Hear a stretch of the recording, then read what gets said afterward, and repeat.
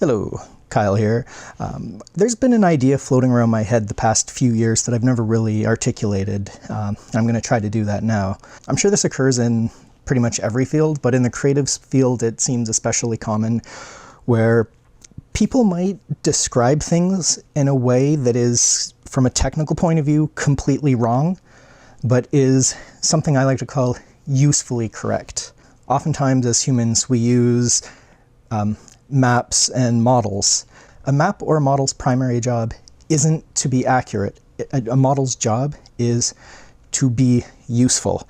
And if you think about it, if you have a map and you're trying to navigate, a lot of information from the real world is taken out to make that map.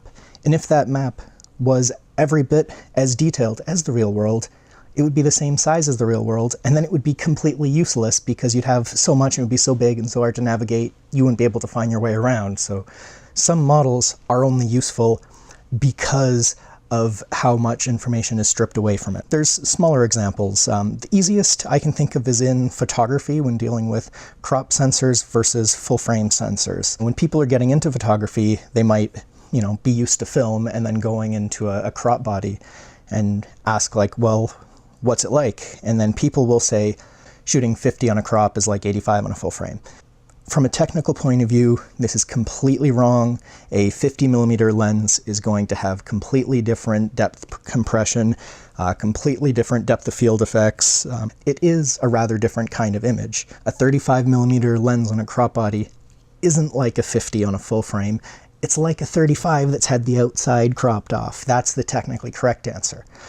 However, as a photographer, you're not looking for that level of accuracy. When you put on a lens, most photographers that have a little bit of experience will have a rough general idea of a 35mm lens gives me this field of view, a 50 gives me this field, an 85 gives me this field, a 200 gives me this.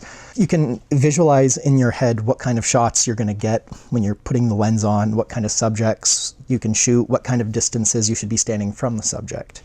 So when you give the technically wrong answer, it's vastly more useful, even though it's flat out wrong. When you're reading these online things and you see something and you want to get pedantic about it and correct it, I think it's a good idea to pause and ask yourself, like, is the corrected version of the story that you want to tell more useful to a person that's asking the question? If you're an experienced photographer, then absolutely the correct answer is more valuable. But if you're a novice or intermediate level, I think having that technically incorrect answer is more useful.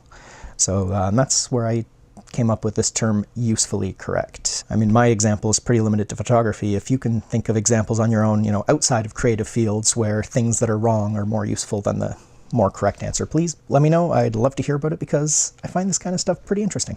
All right, have a good one. Bye.